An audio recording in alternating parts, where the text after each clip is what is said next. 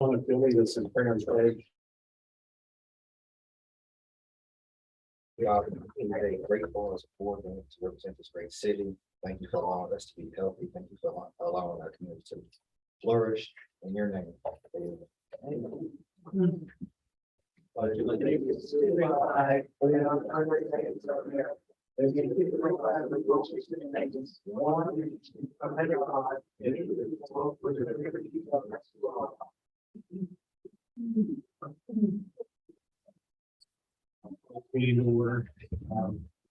First, we're down Ms. Terrence. If you'd like to come on up, and we'd love to hear from you. All right, well, thank you. So thank you, Mr. Mayor, City Council. I appreciate the opportunity to share a little bit about WVU medicine and our transition. So I have a few slides I want to go over. I think it'll be helpful as we sort of walk through this. There's a lot to talk about. I'll try to be brief.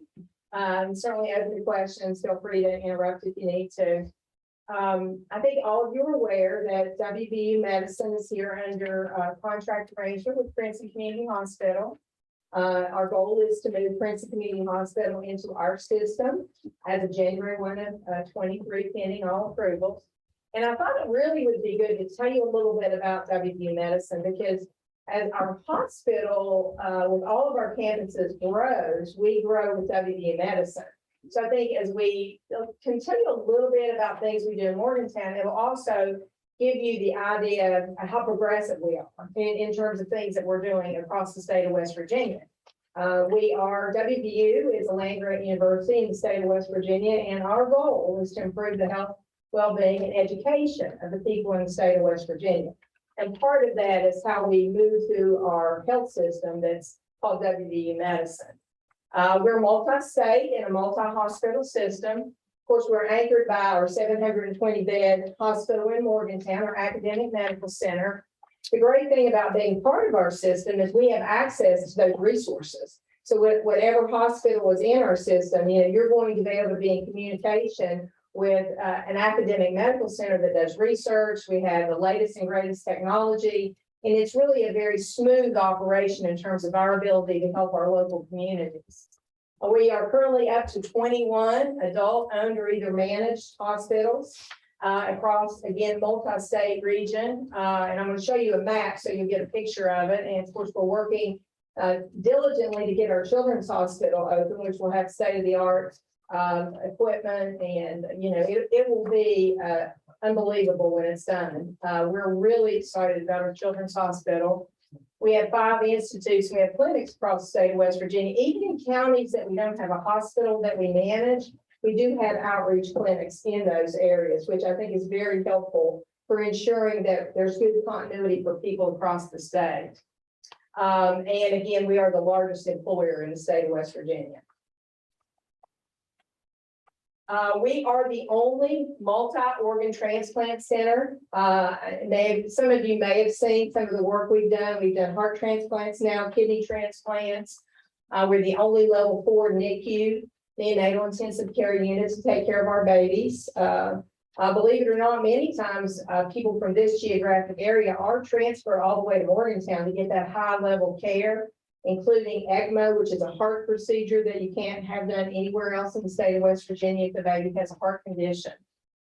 We have over 800 physicians that we've recruited since 2016, and we really try to expand our program. So one thing I like to point out about WVU medicine, our goal is to keep people close to home. I like to start with that. We do not need more patients in our academic medical center. It stays pretty close to full. We try to bring resources to our local community so that through telemedicine or other avenues, we're able to meet the needs of people close to home. That's very important to us. And we also really try to work on with graduate medical education. Now we have a lot of residents, a lot of fellows. Just as one example, we are going to be interviewing one of our fellows for a position here in our area. So, it gives us access to people who are really highly trained individuals who like and want to be in West Virginia. And that's really important to us.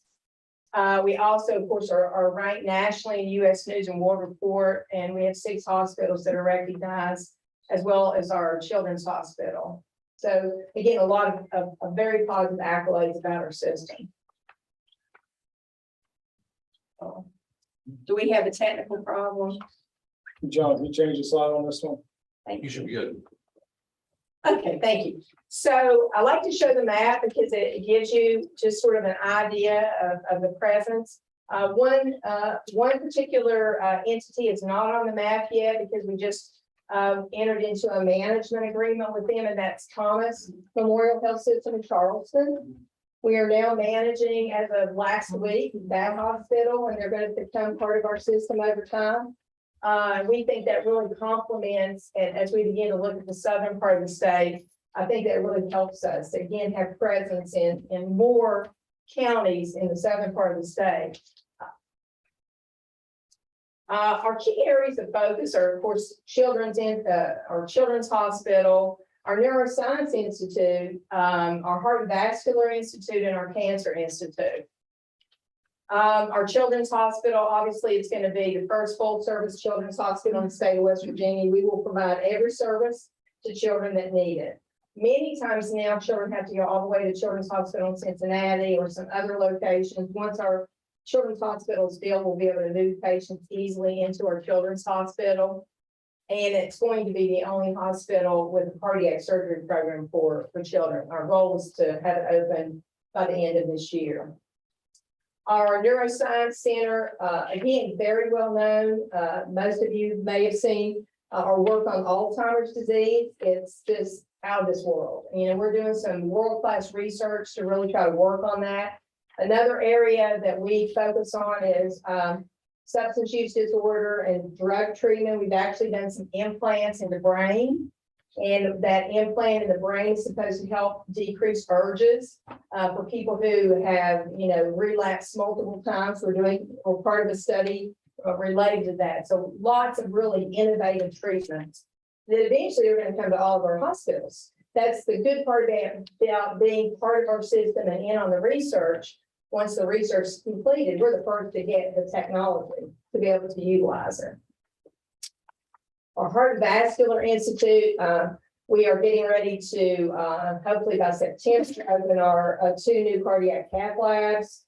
Again, we will be affiliated over time with the Heart and Vascular Institute. Again, makes for a very smooth transition for our patients who need either open heart surgery or a heart transplant. And then our Cancer Institute, we're really excited about the Cancer Institute. If you look at the statistics in the state of West Virginia, we are disproportionately impacted in southern West Virginia. Heart disease, cancer, vascular disease. So a Cancer Institute is key. And we have already affiliated with our current oncologist in Princeton, Dr. Chambers. We are recruiting, we believe it's at least a 2-person practice, and we're recruiting another medical oncologist. And we will evaluate and determine if that's going to be enough to serve this geographic area. We are transitioning into WVU medicine, as I mentioned earlier. We, of course, already have our certificate of need approved. Our definitive agreement is in process. We expect to have that signed and completed this summer. And then our tentative transition date is 1/1/2023. I see no reason why we won't meet that deadline, but again, I have to say, based on all approvals, we see no reason why that date isn't achievable. So what's happening at our hospital now? What are we doing as we are affiliated with WVU Medicine? We've already started a lot of programs. Our telestroke and teleneurology program at our Bluefield Emergency Department and our Princeton Emergency Department. When we got here, there was no telestroke program. As you all know, we talked about heart disease. Obviously, that's a big issue in southern West Virginia. The best way for a person to get quick treatment for a stroke is to have a telestroke program. We basically are connected to Morgantown. And so if you come in and you get a stroke alert in either of our emergency departments, immediately they dial up the neurologist in Morgantown can see the images, and they can give us an idea of what the appropriate treatment might be. The other good news about a telestroke program is many of the individuals do not have to be transferred. With certain types of strokes, the best thing to do is stay in the hospital 24 to 48 hours and then go to rehab quickly. We don't need to transfuse to a higher level care. And so that's offered us the opportunity to do that. We also have a virtual ICU options, especially if you think about COVID and the serious nature of the patients that we see.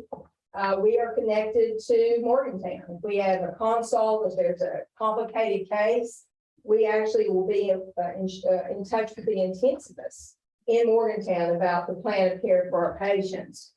Our cancer protocols I mentioned, all of our COVID protocols and treatments come from Morgantown. And then we are looking now, which is really exciting because we opened this in Summersville and it's been a huge success. We're working on a telemedicine clinic for all specialty services. So telemedicine allows you to be able to access specialists in Morgantown without having to drive to Morgantown.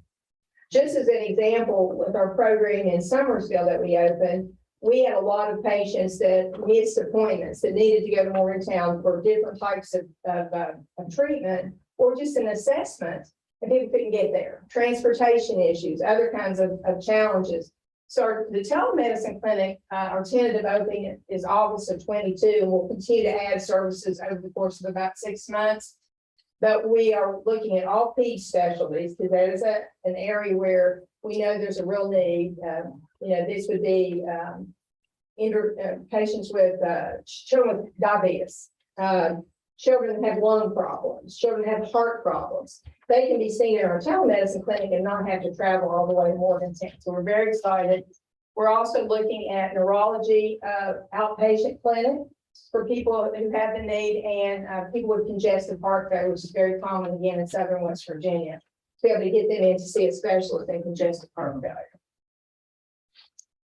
These are the other areas that we're doing recruitment. As you can see, it's pretty much across the board. We have a huge advantage being part of WVU Medicine to bring people into this geographic area. People want to be affiliated with the university. So it allows us to bring people into this community that will work and live here to be affiliated with an academic medical center in case they want to be involved in research. With our Bluefield campus, we already have a very strong primary care presence. We've now started, we have a general surgery rotation in Bluefield. All of our general surgeons that go to Princeton will also rotate through our Bluefield clinic. Our interventional cardiologist offices are here. We have a very busy emergency department here. I don't think that, if you think about the number of patients that we see in our emergency department in both hospitals, one emergency department can't handle that many visits. So we have a really strong presence in both Bluefield and Princeton, our emergency department. We have a lot of outpatient services and we're looking to expand some of those services. And then, of course, we're a very strong provider of behavioral health services. I mean, it is a real plus for us. I will give you a great example. Today, in our emergency department, we had either 2 or 3 behavioral health patients in our Bluefield ED.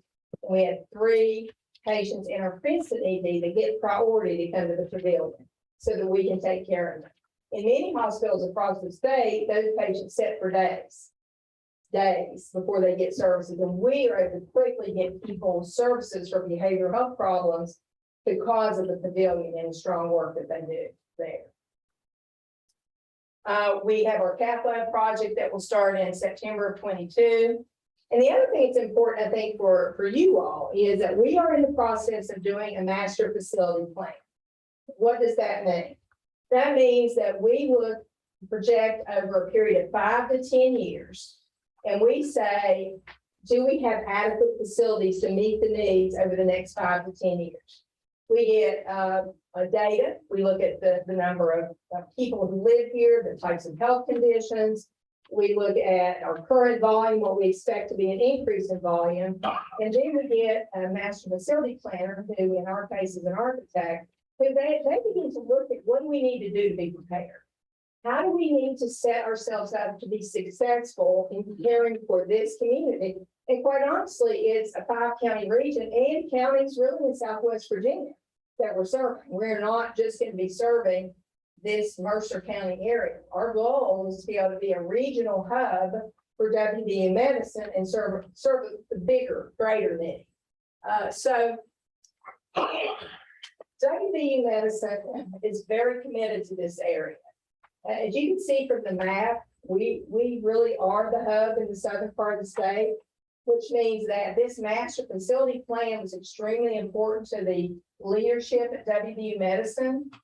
Once we have that master facility plan created, then we'll begin to talk about what are the next steps. What do we have to build? What's the time frame to build it? What additional services do we need to offer? I'm not in a position to share that right now because it's not finished. The goal is that it'll be done sometime this summer. I think once we have that completed and we have done our own analysis and become part of WVU medicine, we'll actually be able to talk about what the multi-year planning will be. Now, that won't happen until we're part of the system because that is something we do as a system. We plan out 5 to 10 years. But I do think this is exciting for this geographic area. It will take commitments on the part of the people here in Mercer County because some of the expansion plans might include some fundraising to build some things and to do some great things here in southern West Virginia. But that's yet to come. So I'll just, hopefully whet your appetite for further news about what the next steps might be. But it's really, really for us, it's been very exciting to be able to work with the architect, to be able to talk about what we think the opportunities will be in this geographic area and, serve the people in this area, which is really, really important to us. That's what I have for now. So if you have any questions, I'm always open to questions. A beautiful thing what WVU was doing, hopefully, like you said, in the 5 to 10 year plan, we can increase the medical research and output in this area because I think it's really valuable for people, especially the older people. Might not can travel all the way to all these costs, so I definitely think it's very beneficial sometimes. We need to read. Any other comments or questions? Well, we appreciate you being here. We had hoped that would go regional, that you would be in, but I think that we all recognize that this is what was necessary for healthcare in southern West Virginia. As that master plan develops, is that something that you will share with us or that you'll come back and Absolutely. I think we're all interested in how the old Depot Regional campus plays into the provision of services for Bluefield. And we are excited that you have allowed the other specialties that come over here and to have some presence here where folks don't have to drive all the way to Princeton to see their specialists. And he always appreciates the board too. So Well, he's a staple here, right? He's a staple here in Bluefield. But you know what I would say, Mr. Mayor, is that, at the end of the day, that the good news about WVU medicine is they're very holistic. We're going to look at from a geography perspective, we're going to look at where we need to place facilities and what we need to do where. And as an example, and I'm from Southern, if I can tell by accent, but I'm from Southern West Virginia. So, I understand, the geography. So if you look at, as an example, SmackDown County, this area here really serves SmackDown County, but those people are not necessarily all the way to Princeton, right? So, all those things will have to be factors that we take into consideration. So we figure out what is the right mix of things in the right locations. And that's what we do. We're very strategic. We think a lot about it. We try to figure it out. We try to be smart about how we finance things. So it doesn't happen overnight. That's why we do a 5 to 10 year plan. It's so that we can think about step by step, what are the things that we need to do. But right now that, the pavilion as well as that emergency department over there, that's very important to us. So we're going to figure out the right mix of things and what to do. I can assure you of that. I'll just say, Karen, as you guys are doing that, to set us up for success here, to make sure we're going in a direction that makes it attractive for your doctors and nurses and housing and those types of things, so that, we're nested with you as you're starting to expand and you have your thoughts and your plan. The city should be kind of hand in hand with you going in that same direction. We agree with you there, and I'll also say, part of the challenge that we face with, and Al Boland, who's with me, he's our VP of operations, he lives here in Bluefield. One thing I'll say as part of that is that we have to get physicians to come here. Once we get people here, they will love it, but you got to get people to come here to begin with. And that normally is the biggest recruitment challenge we face, is people will just say, oh, I don't want to go to Southern West Virginia. Well, they don't know how great we are, because we are, right? So you have to have, cooperation and infrastructure and things built in our community. So when we do bring them in, we show them around, they see the value of what we offer here in Southern West Virginia, the outdoor activities, the camaraderie, the family atmosphere that we have. And those things are going to be extremely important. So I agree with you, Steve. So I think a partnership is the direction that we have to go to be successful. Karen, just out of curiosity, since you and I got here around the same time, what do you think's been the biggest challenges down in this area for you, trying to run the hospital and get us going forward? Well, I think for me, we lived in a COVID world, right? And we just sort of begun to get out of that and move past it. And, a lot of things that you would maybe normally do when you walk in the door, you don't do when you're in the, you are more in the COVID crisis kind of a mode. And so I think just arriving during that time, the biggest challenge was just facing COVID and figuring out how to manage it. I think now we moved past that.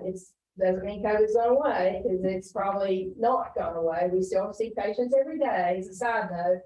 But I think we can move into more strategic work, which is what really is important, is getting into the strategy piece of it. So I think the biggest challenge has been just moving past COVID into strategy, and then making sure that we're recruiting the right type of physician practices, and moving.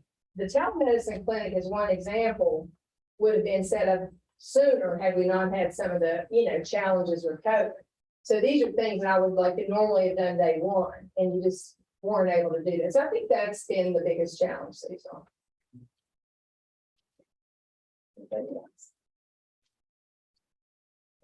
Well, thank you, and thank you for allowing me to know.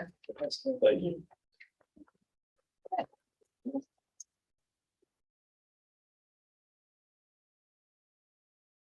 All right, public comments are next. We have Mr.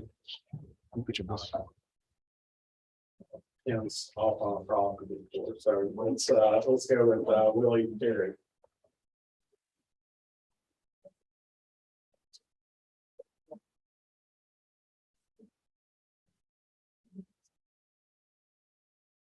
Thank you, City Mayor and City Council, for allowing me to speak on the plastic bridge. Work has been halted for more than 2 weeks or more. I'm here to ask a question. What is the hold up on the bridge? And ask that the board and the public know. Terry, do you have an update on the bridge? We do. Carrie, you come on up. Can you come up and give that? Yeah. Talk about where we are with the engineering.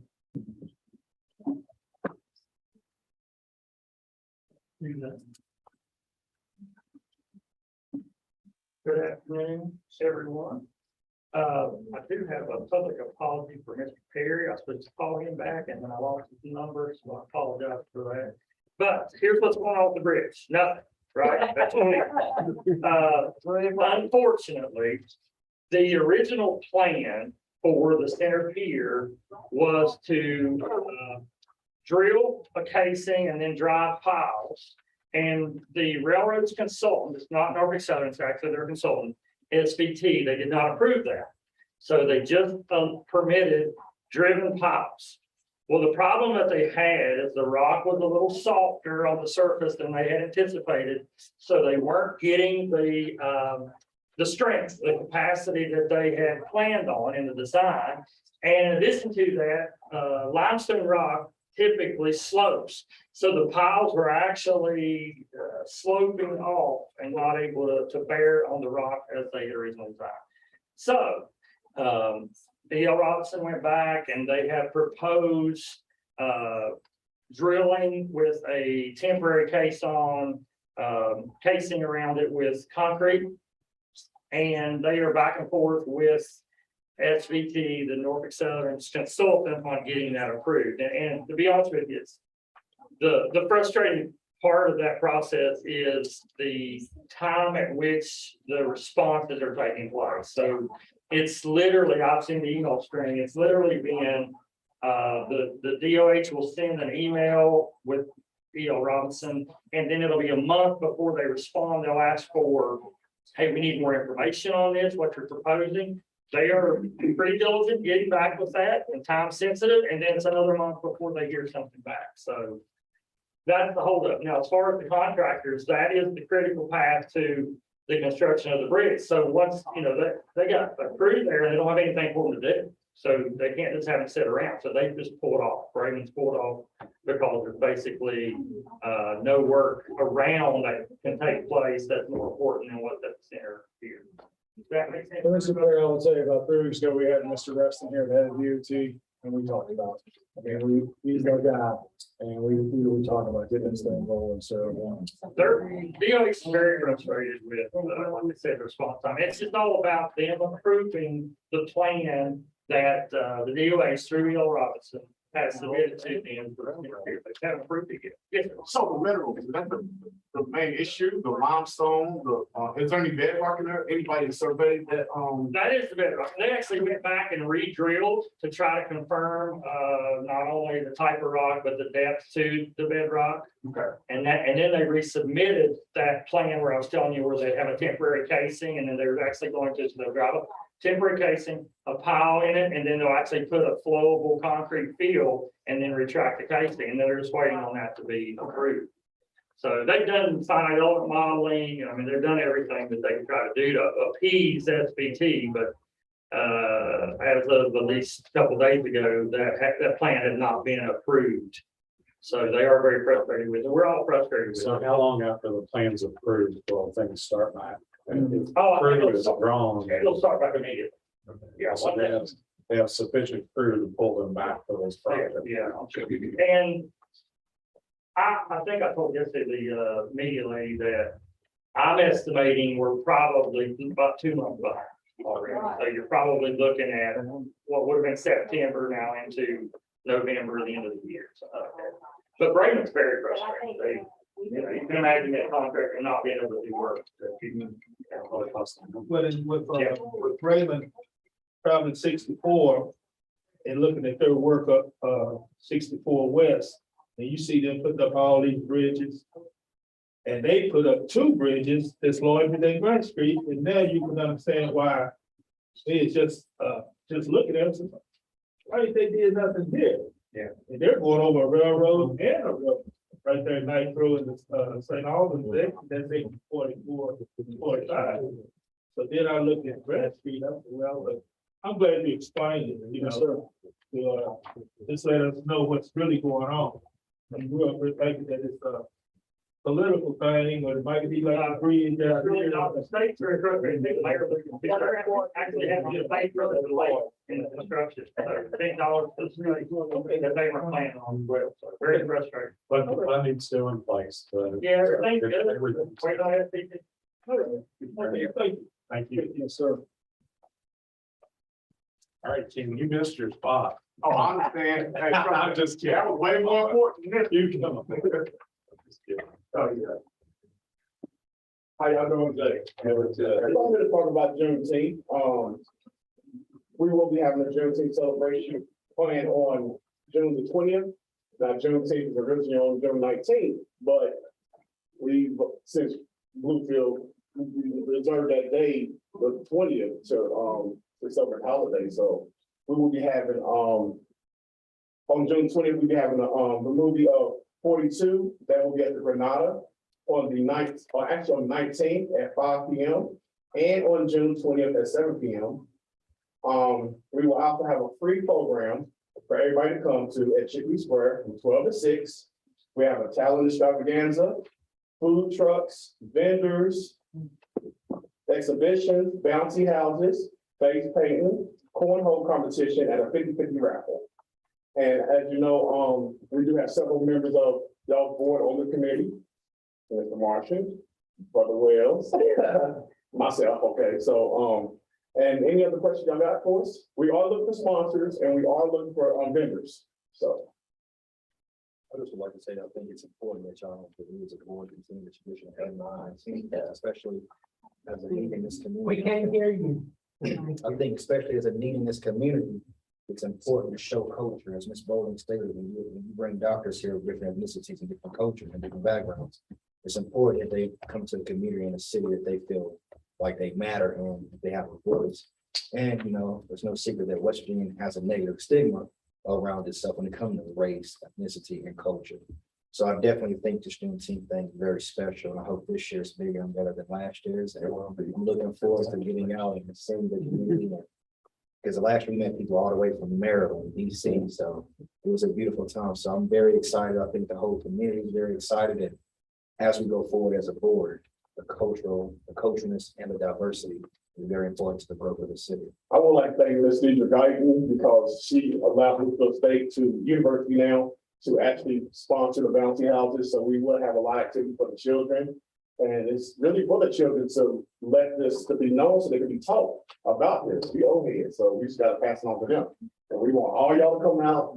I know some of y'all will be out there, some of y'all might have other things to do, but I do it's on West Virginia Day as well. So, you know, just come on out. And it's Father's Day. Father's Day was that Sunday? Yeah. So come and see the movie 42 on Father's Day. That's a good one. And boy, I'd just like to say, hey, I'd like to thank Mr. Hunt and DASA. They've been doing a lot of meetings trying to get this thing lined up, and it takes a great volunteer to step up to the plate. I know Mr. Hunt's busy with other stuff, but I appreciate you, man.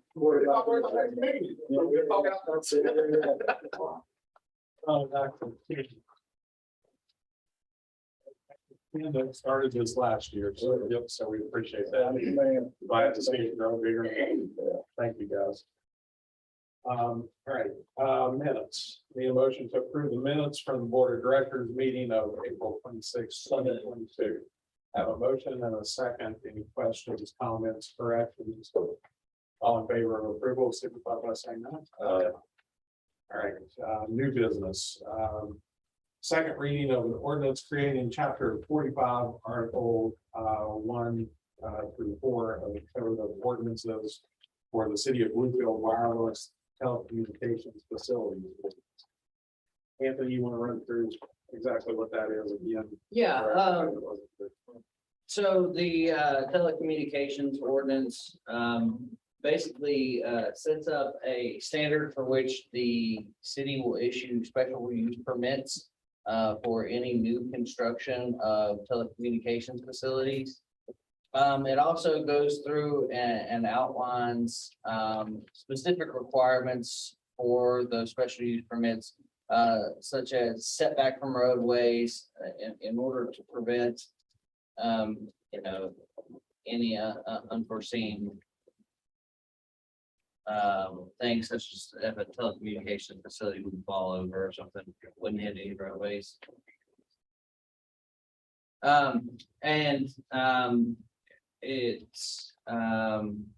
There are also other requirements that the any new construction for telecommunications facilities has to abide by, such as no lighting unless the FAA would require such lighting.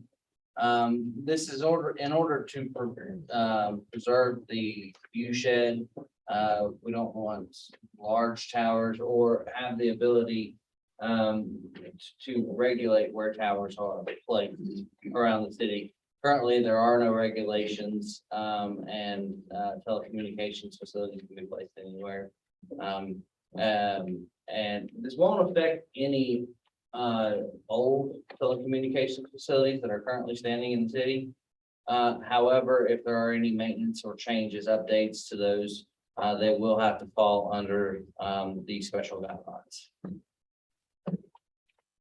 And again, your research included other neighboring communities and incorporated the best of what was in there for this ordinance, correct? Yes, so whenever I was pulling information for this, it was You know, nearly all of the cities in the state of West Virginia have one of these cell tower ordinances. Also, counties do as well. This one's strongly pulled from Weirton. But there are elements of this new code section that's derived from, you know, everywhere from Beckley, Weirton, Wheeling, Huntington, all across the state, basically selecting what I felt were the best and most important pieces and compiled all together into one. So it's not really anything different than what is practiced primarily in all the all cities across the state. Sounds good. Thank you, Anthony. Yes, sir. Need a motion to approve second reading, a motion and a second. Any questions or comments? All in favor of approval, signify by saying aye. Thank you, Dan. Yes, sir. Approval of canine at-home handler policy. You got the High Street. Oh, well.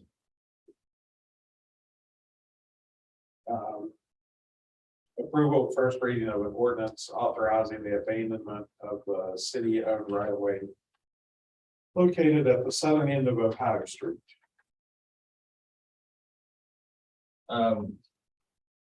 Mayor, if I may, so the city received a request to abandon this right of way. On the second page to that ordinance, you'll see a map of the area. Stephen and Hess requested an abandonment of this right of way. As you'll see, there's they own both the property to the left and to the right of said right of way. Then we have Ohio Street city right of way, and then a right of way directly behind this portion. So what's outlined in red there is the section that is requesting an abandonment of the right of way to.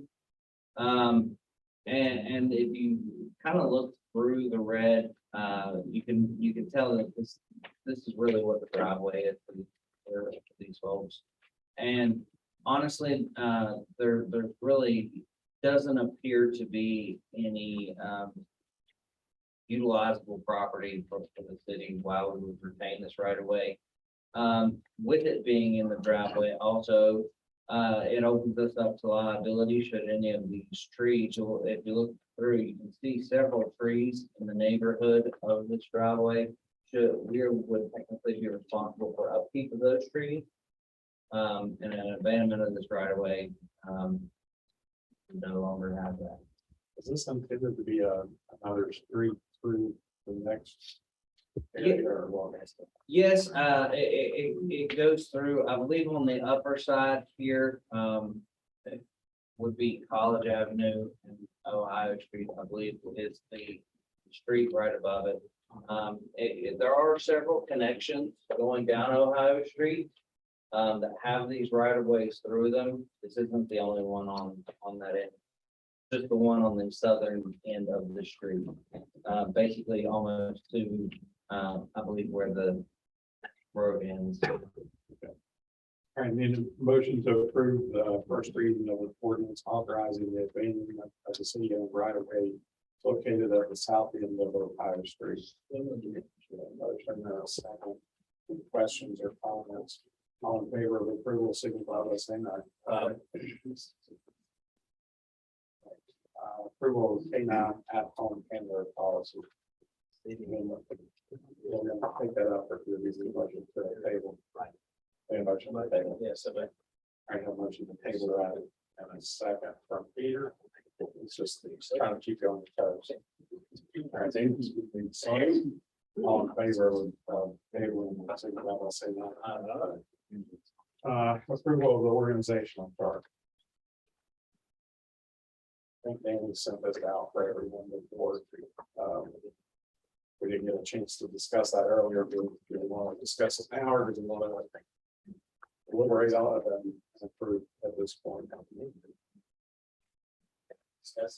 Well, sure. All right, so basically, we've had a couple different issues having the city. Right. The biggest one, of course, we pay scale that was passed at the last board meeting.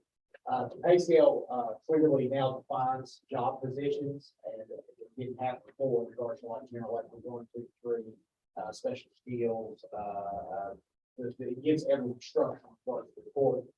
Of course, the top part of this chart is in regards to the actual charter for the city of Bluefield. Basically, this is just a clearly, a way to better clearly define, for the employees, of the city in regards to the report. So you have the three districts, the two largest, the city council at the top. And of course, we have, Vita, Tim, and, his abilities, of course, on him. And then, the executive committee, of course, which is, people setting up here, treasurer, city manager, city attorney, and city clerk. With, of course, the city attorney, and the city clerk, generally don't have employees per se to work. My office, of course, does, as far as the accounts payable, collections, and, bill, music services. And then, of course, everyone else, falls under the director position, directly to the CISOs. This just gives a. The only question I have about this is, why is the Vita title general manager? I mean, we've always referred to Jim as executive director of the. It can be There's changed. no reason for that, Ron. It was just.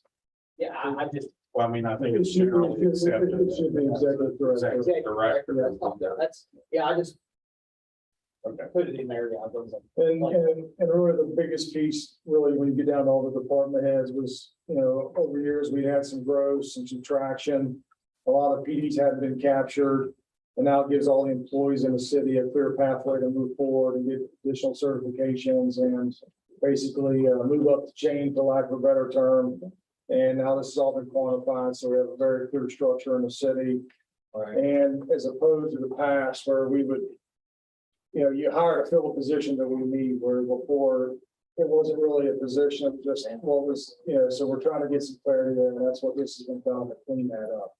And so that's why we went through this process when we did the salary changes, but also we updated all the position descriptions, so everyone knows exactly what they're doing, what their job responsibilities are. And so a lot of hard work by a lot of department heads and the team getting this lined up.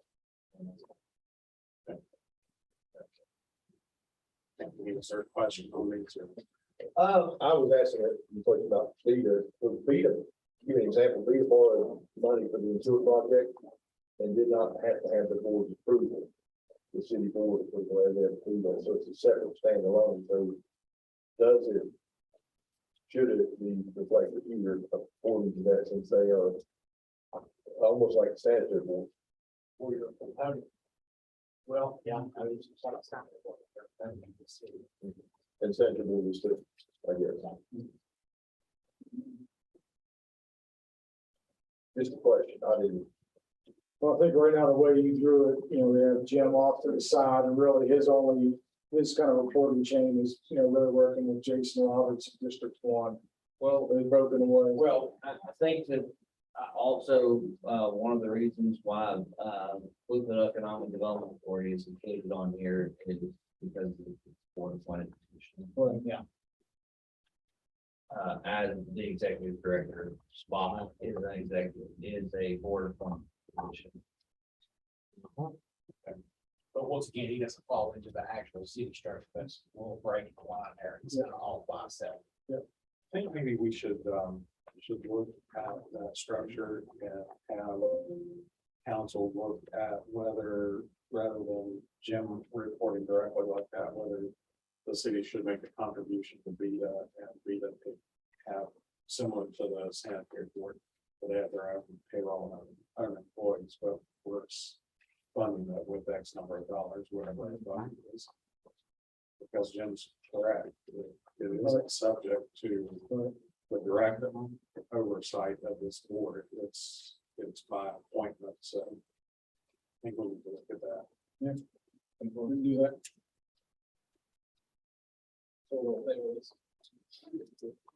I think we'll improve the other aspects of it, subject to a revision later. That's some point in the future. What do you think, Dan? You want to table it? No, I think, You want to table it or you want to approve that with subject to revision? I don't see any problem with approving it, subject to the revision, Okay. there, and we'll just bring it up with the next or meeting for Okay. that specific portion. All right, need a motion to approve the organizational chart as presented, subject to a revision regarding the Vita and the executive director for Vita. A motion, sitting a second from Daniel. Any other questions, comments, or revisions? All in favor of approval, signify by saying aye. Aye. All right. Sounds good. Approval of Art Center lease renewals with Jessica Cole, Teresa Payne, and Ebony Burrell. Yeah, these are the proposed renewals. Of course, they have not been signed and subject to the approval of the board. Really, there are no modifications whatsoever to these contracts, with the exception of the dates. Billy is really instrumental in overseeing the main gallery and these contracts. So Is that everyone current on paper? Everyone's not current on paper.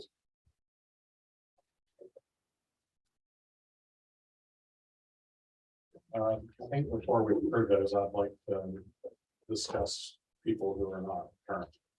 So we can do that now, or we can do that offline, however you all want to do it. let's get that off line. Okay. Need a motion to approve, a motion to table approval of Art Center lease renewals with Jessica Cole, Chris Payne, and Ebony Moran. So moved. Motion is second. Any questions or comments? All in favor of tabling, signify by saying aye.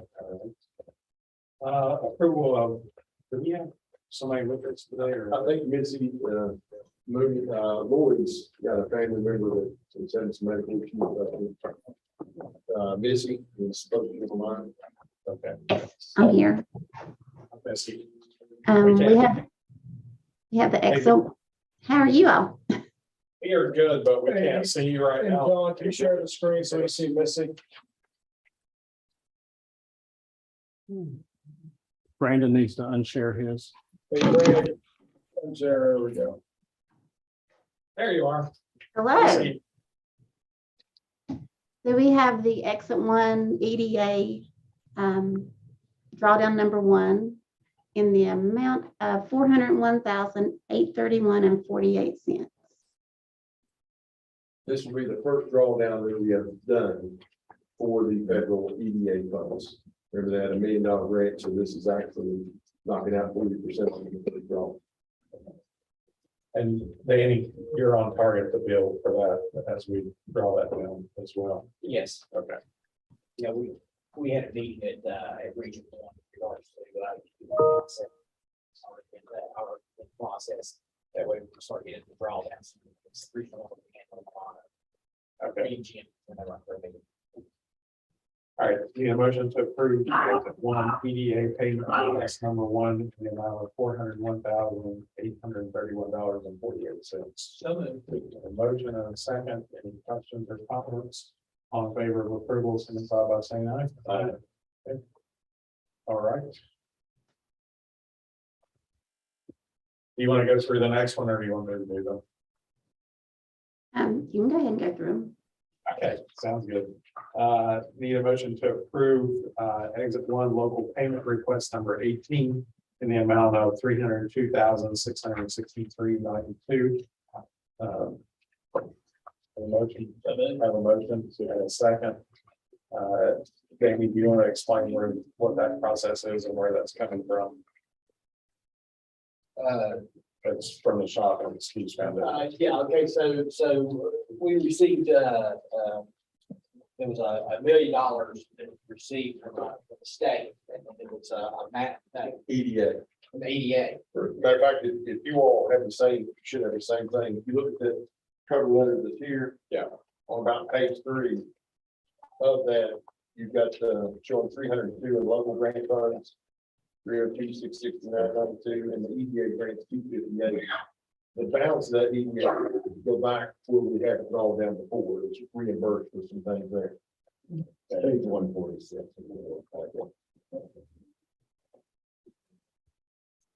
That one packet had 100.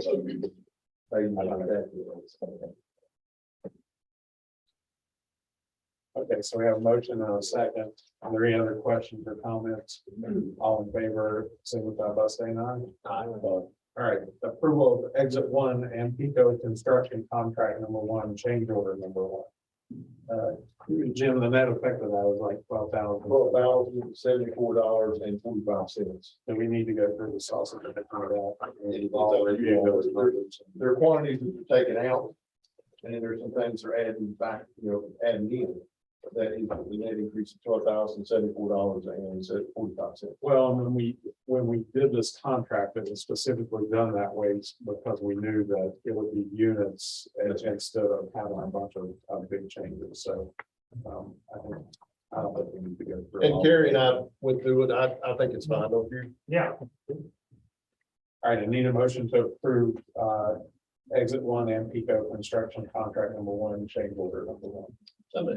Have a motion and a second. Any questions or comments? All in favor of approval, signify by saying aye. All right. Approval of Pico construction invoice in the amount of $559,083.55. Motion to approve. So moved. A motion and a second. Questions or comments? All in favor of approval, signify by saying aye. All right, and finally, approval of Region One PVC invoice number 51,889 in the amount of $2,337.50. Got a motion to approve? A second. Any questions or comments? All in favor of approval, signify by saying aye. Aye. All right, thank you all. Are we done? We're done. We got them? Okay, good. Mary, this may help for you draw the money down. Then that's the revenue, then the expense is approving the invoices. Yeah. And the city's fronting the money for it, and then we're getting it back from these other. Yeah. So we have to approve each of those transactions as they transpire. Most of you have been with us while we did the commercialization station and are familiar with that process. So appreciate your patience while we go through all of those individually.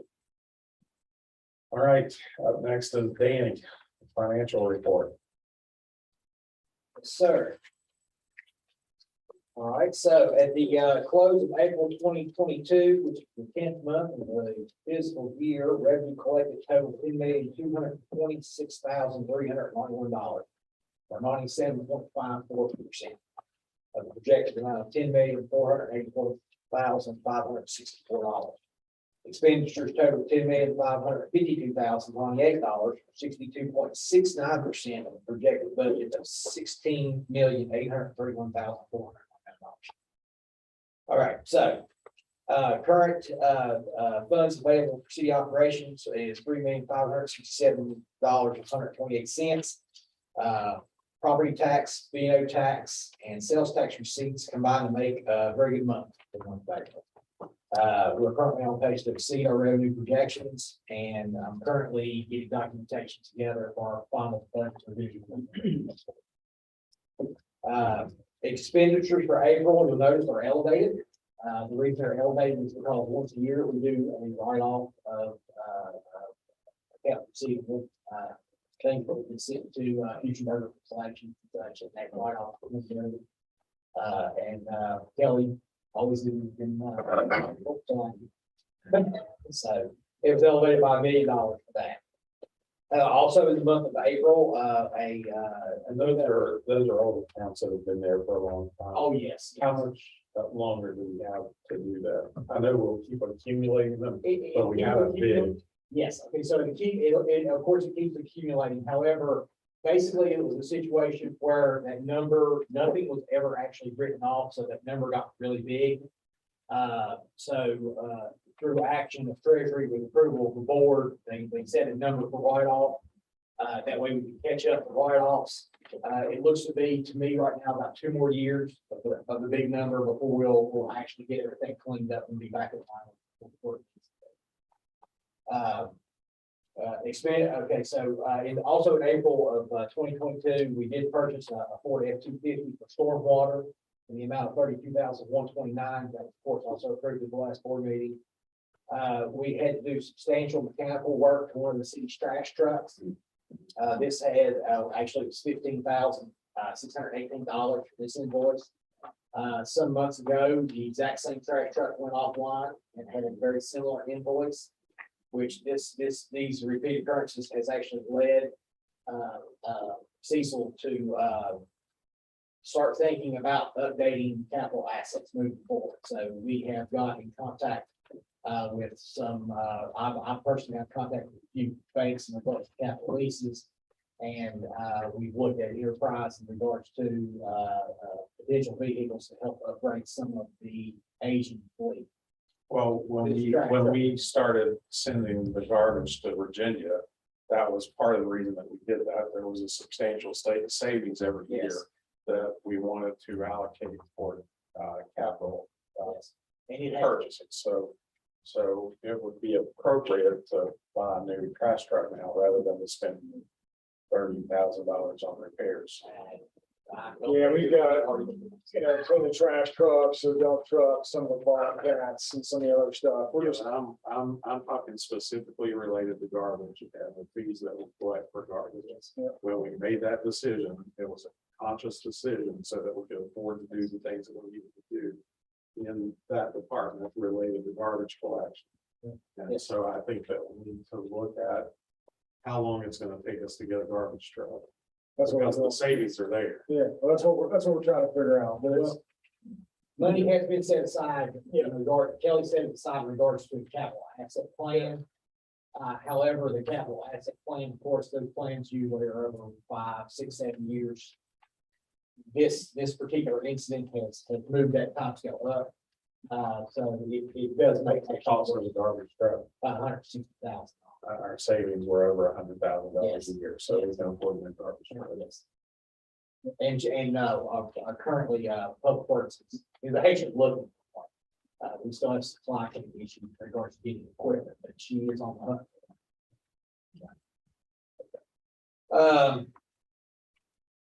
And we did actually in April finish paying the road salt invoices, $72,912. So that should be the end of the road salt.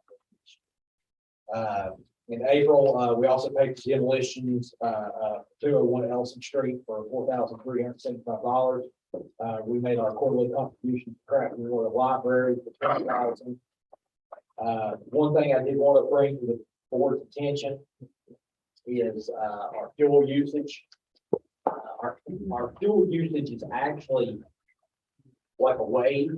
So you have your ups and downs in regards to the tanks being refilled and how much trucks are on the road. However, after doing a little analysis, we are paying about $1 more a gallon for gas, about $1.25 more for diesel, which has caused our fuel budget to increase. Now we have this in our budget, so we're not worried about going over budget in regards to this, but we're going to be using more up until something happens. Gas price. I just want to make everyone aware of the increased fuel costs. And then also in the month of April, we had $428,830.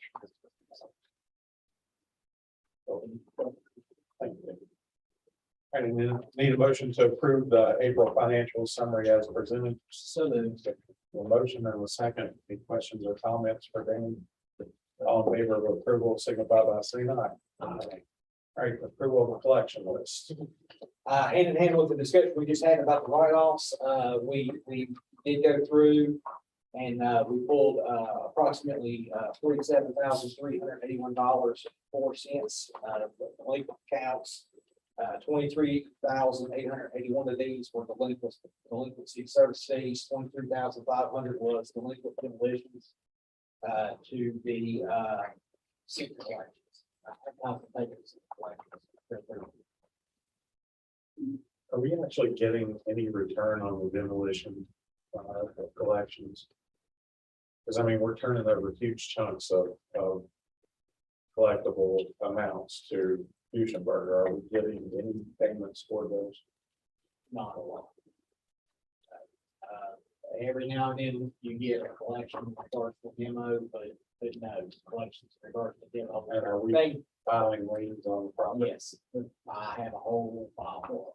Wow. So if we file a lien and then we turn it over, is that still a valid lien? They're just trying to collect. We're just gonna part of the work. You should go. But if we were to collect on the lien, then we would owe Fusionburg a payment. We need to look at whether demolition should be included on the collection list. We can remove them.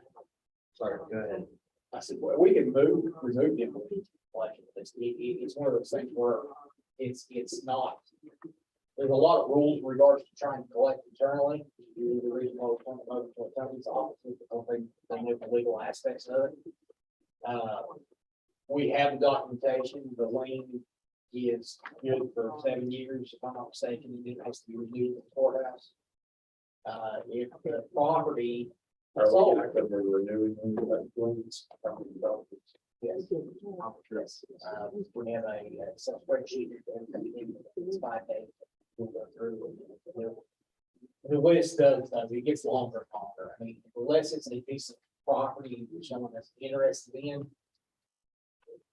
It's a lot of the demos around here are houses that are torn down. Well, but I mean, going forward, we have a housing shortage right now, so there's gonna have to be some construction at some point. Whether that's individual houses or apartments or whatever. So at some point, this property is gonna become valuable for people to purchase. So I'm not sure turning them over to collection and then having to pay for that if we're not getting any return on them now. Can you go back and look and see if we're actually getting any payments on it? Yes, sir. Also, for me, we have the secondary option on the demolition. Several board meetings back, there was the ordinance passed. Allows us to pursue civil action and. I mean, maybe on some of these larger ones, you should. I mean, this one's $12,000. That may be something that you should look at. Did you have a question? Mr. Hunt? Yes, I do. I need charge, please. I'm sorry. I do have several people that's interested in buying land down here, and I would like to see the listing of what all y'all have to offer to the public. City. That's for the city. It's on the city website. Yeah, It is. yeah, we've got the land bank on there. It's got 130 some odd properties on there, but get with us after and we can show you what available. All right, need a motion to approve the collection list as presented. A motion on a second. Any further questions or comments? All in favor of approval, signify by saying aye. All right, city manager report. Okay, we'll breeze this pretty quick. Mr. Hunt took care of Juneteenth. Just to let the community know, we just finished up the Madison Mountains Car Show and concert. It was a great day, except for the rain. Couldn't do anything about that, but we've got Mountain Fest coming up. American Legion Car Show downtown this weekend. The Ridge Runner opening, as long as we get the final safety inspection, but got a good couple weeks here, some great events on the weekend. The Granada's got a concert coming up. So there's a lot of good stuff going on, and just great. One of the things I want to highlight is tomorrow night, we've got another Christmas Town Hall at the Arts Center. That'll be at 6 o'clock to keep going forward with that, make sure we got a great Christmas this year and move that. We'll let the community know that we did meet with Mr. Reston, carrying on with the Charleston, talk to some folks about the infrastructure bill. So along that funding line of ARPA and infrastructure and all that, we're working everything to get the city teed up as best as possible to get matching. Along with the dilapidated structure portion, we're just kind of talking about and demolitions. We should know by June 1st, talk to Senator Sloan. what the decision is in Charleston as far as funding from Mercer County. I think we're looking pretty good, and we should know that here in a couple of weeks, to move forward on that. Keep scrolling for me, Brandon.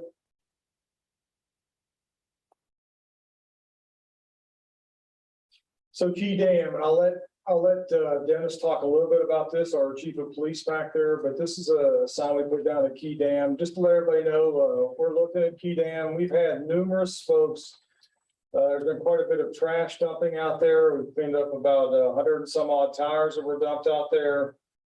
We've had some other nefarious activity going out there in the evenings, but predominantly a lot of trash and a lot of waste that's going on out there, messing up that area.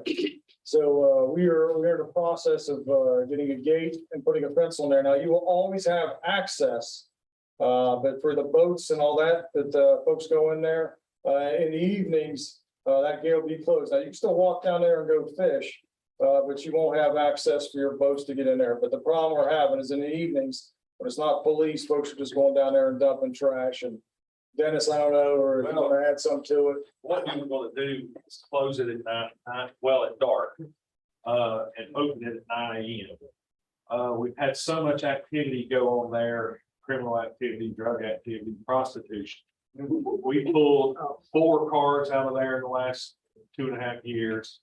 Our public works has taken over 80 some tons of trash out of there. And we had approved to rename this after a fallen officer, Aaron Crook, that had passed, if you remember, 4 years ago, this Memorial Day. And so we renamed it. We put some late rules on it that we're going to start enforcing. And we're going to start closing the gate at 9, well, I say 9, but it's dark. And then opening it up at 9 AM the next day. We will go out and patrol it, make sure people are doing what they're supposed to. But if we close it at night, that's when all of this activity seems to be the worst.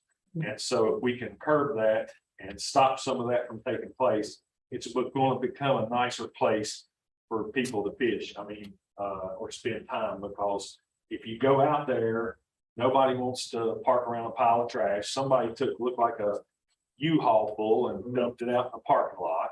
That took our public works people all day to go out and clean up. And they're doing these things after hours, so we're going to shut it down at dark. And then it's the same thing that Glenwood Park does. They close at dark.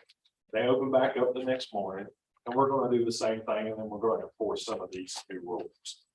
So we just want it safe and enjoyable for everybody to be able to use. And again, if dad and son want to go there in the evening and fish at dark, they can't. They just can't get a truck down in there. And if they want to carry their boat, they sure can.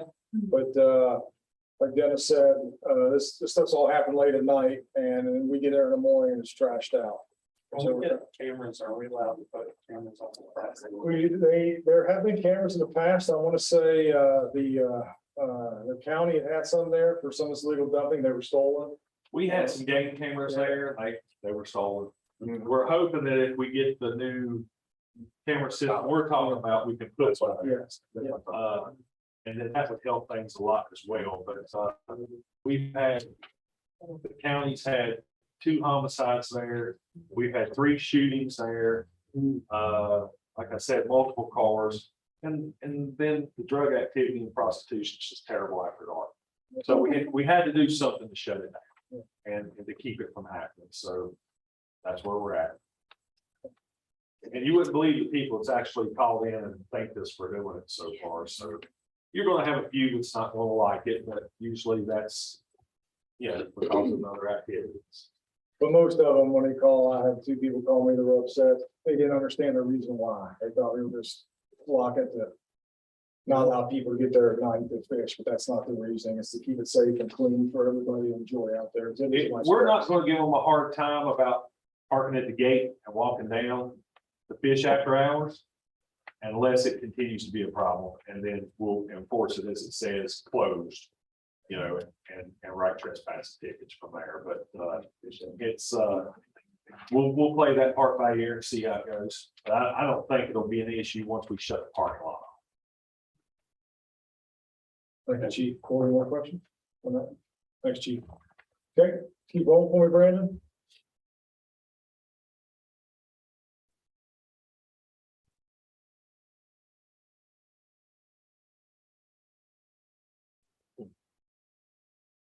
keep rolling a little more. Just want to show you folks this. Hey, I think you guys already know this, but our transit is the best in the country. This is just another added piece to it. So all the buses are getting outfitted with bike racks. To try to make it more attractive for folks to ride bikes and be healthy. Great initiative by John and Transit. To let you know right now, it looks like the 22nd, 23rd of June still being confirmed with the governor. We'll have a ribbon cutting at the new transit facility, so that's gonna be a great event and that'll be great for the community. But I thought it'd be nice for y'all to see this and you're gonna start seeing those out there and Skip's ready to jump on his bike and then get on the bus. We'll have you set up, Skip. So Okay, I'm ready. all right, man. So, great job out of transit. Folks. Okay. Good, Brandon.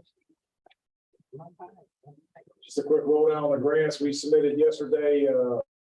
Our updated LOI and grants for the sidewalk to renew that proposal as well. Carrie did some good work on that yesterday. Alex, you want to hit some of your stuff on code enforcement real quick? Sure.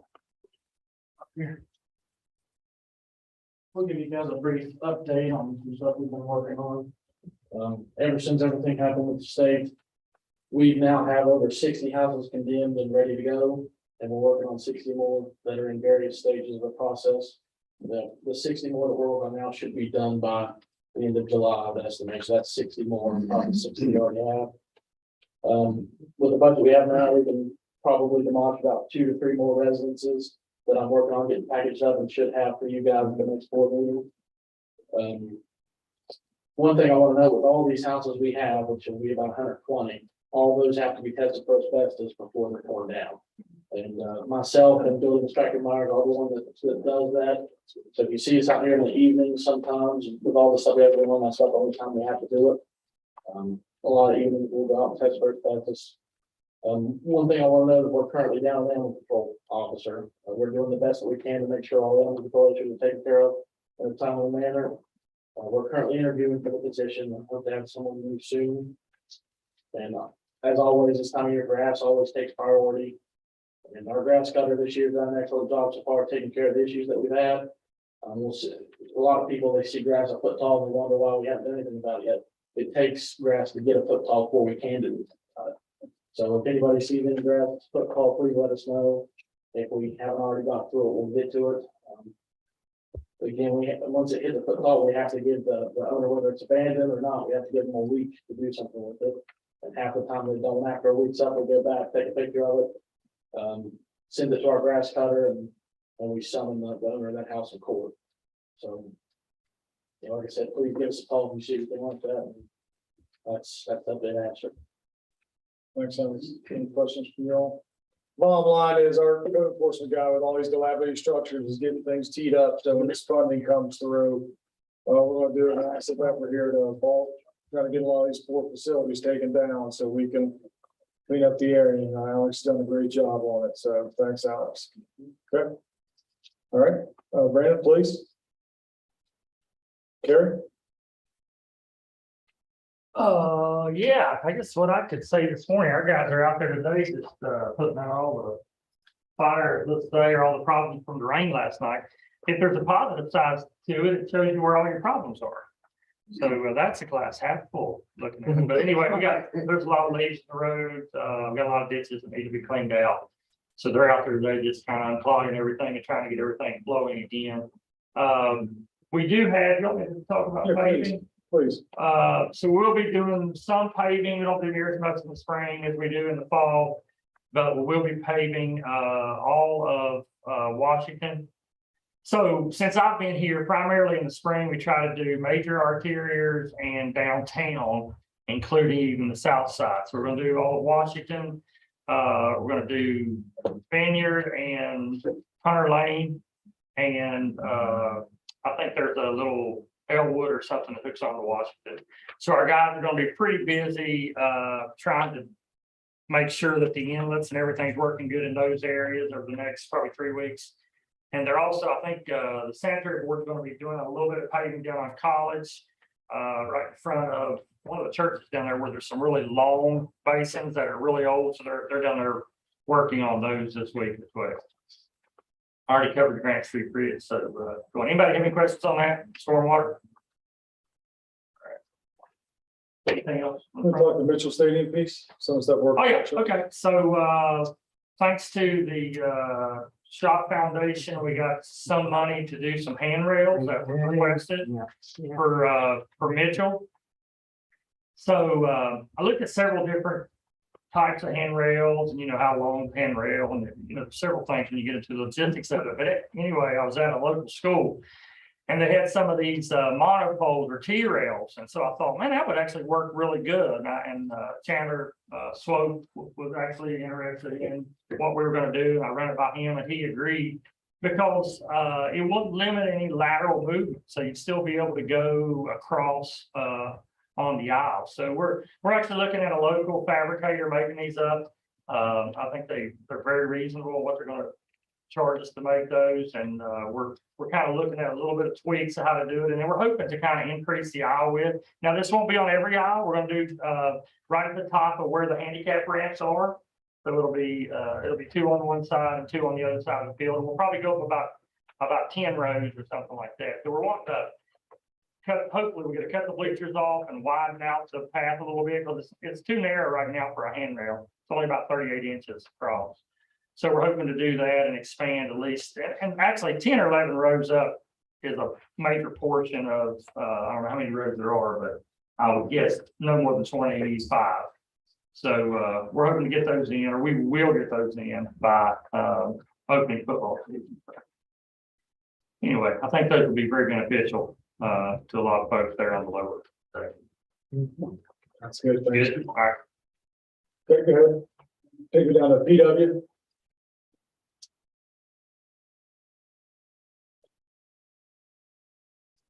Just a couple things here.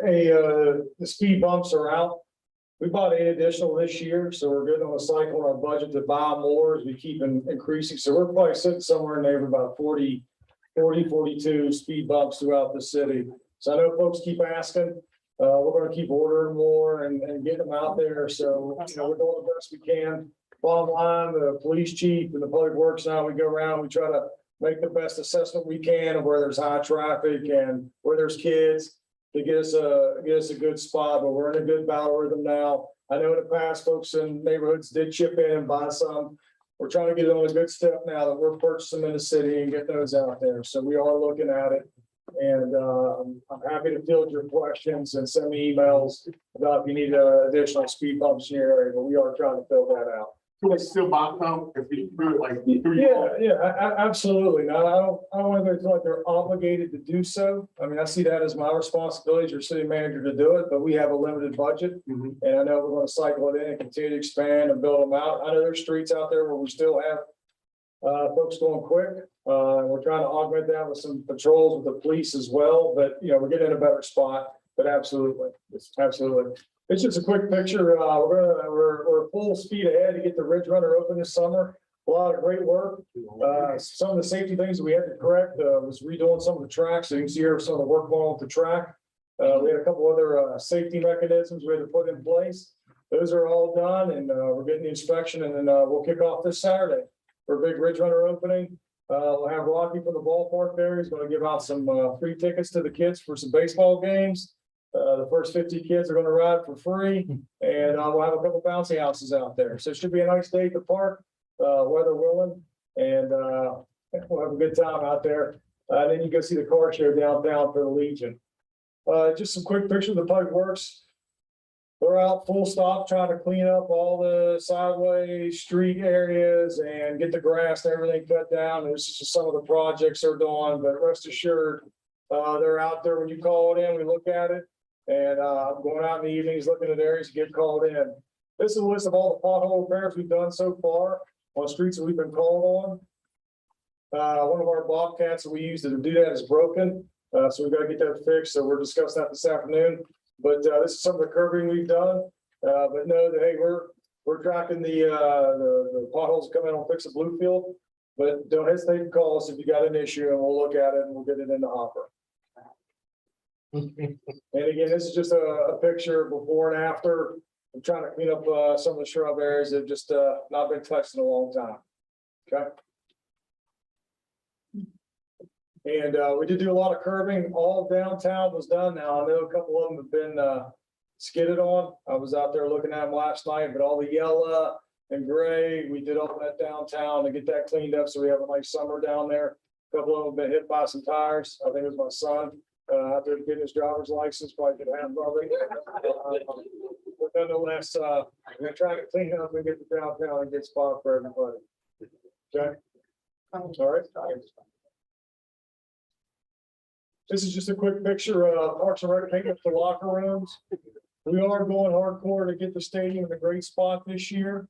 We're gonna put up some additional signs down there to highlight Bluefield High and Graham, our state championships and ESPN rivalry, and some other stuff to make it look nice down there. But we're going full court press to have a great Beaver Graham game this year, God willing with COVID, to get us straight. This is a family day. All this is free. Rich Showalter, our new Parks and Rec guy. This is on the 11th, the 11th of June. All day for you guys from 11:30 to 1 to come down to the Fit Rec. And we'll have a lot of great activities out there to folks see what we're doing in the park and all the great stuff we're trying to do at the Fit Rec to meet the needs of the community. So I ask you to please come, and we welcome any and all ideas of what we can do better to service everybody here. Okay.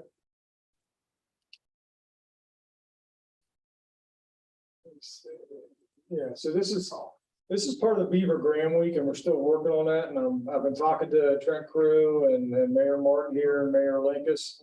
Part of the week of Beaver Graham, we're in the process of setting a big golf tournament on that Thursday morning to raise money for the two hospitals. But we were looking inside the city here and with Bluefield, Virginia, to pan out and create events that week. Take us into lemonade days, the reunion classes, everybody can take a part of.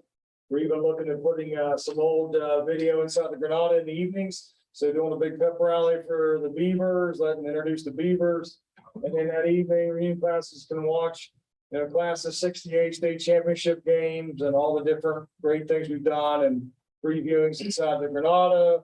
And of course, we'll have the food and everything open. But we're working on that. Happy to take ideas, but we're planning out a nice week of events to book in with lemonade days to make that week great. For, as we get school rocking for that year and get out of COVID. So this is another big project that Rick's working on to try to raise money and find great things for everybody to do. Okay? There's lemonade days taking place. Yes, it is. Awesome. And under who's, Right now, it's us in the chamber. Bart has a band that Saturday night, and I told them that they need to be moved in with you guys over to And Brian was here yesterday with us. okay. So that'll be kind of our coup de grace. Get that going. I'll talk more to you all about that as well. But yeah, it's bottom line. We just want a nice event that everybody can look at. This is the events for the week of Beaver Graham and make it wonderful. So and get the kids off to a great school year. Okay. Good, Brandon. Can I keep going, brother? Keep going. We'll roll it out here and get ready to get to the gym. Go ahead, Brandon. We'll just take it to the end and I'll pass it to Jim. Thanks, Brandon.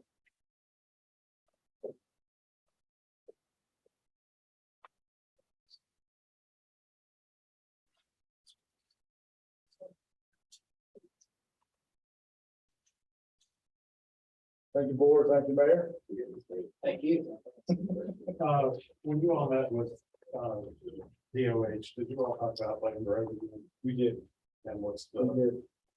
So their plan is that they were trying to use some residual money to pay it before 1 July. They didn't get it done, so it is first in the hopper in the city to get paid when their new budget comes out. when was that? And it's supposed to be in either August or September, is what they told me. I know, believe me, it's frustrating conversation, but it's August, September is what they told me there. All right. Jim? The food truck incubator program is blown up. We have gotten a tremendous response. I know Whitman Daily's done a couple stories, some of the other media's picked it up. Right now, if you see in yellow, we have 142 people that have signed up for a program that don't actually exist yet. We applied for a grant. I think we stand a very good chance. But of the ones, one of the criteria, if you think about somebody that's going through the program, they'll have to get their food handler license and all that. Daniel will be working with the folks at the local health department. There's others can help with that, MacTech and others as well. Then we also want to put them through some entrepreneurial programs, because I've said before, you can be the world's best chef, world's best plumber, does not mean you will be successful in business. Some of these people are so excited, 36 of them have went ahead and signed up for the My Own Business, Starting a Business online program. That puts us up to 155 people enrolled in our entrepreneur boot camp right now.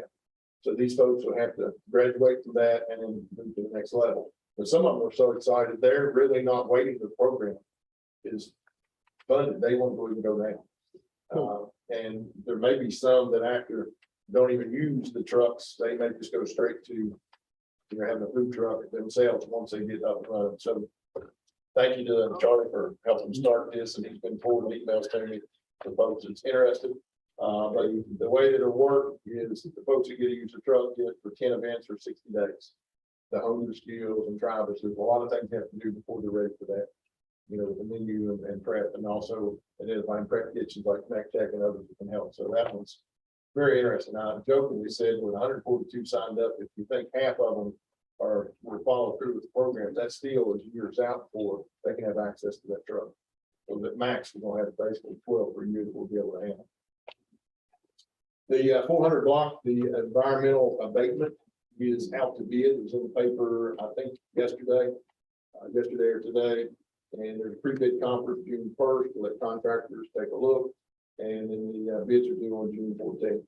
That is for the EPA federally funded grant that we got, matched by some money from the Shop Foundation, that will get that block of buildings environmentally cleansed.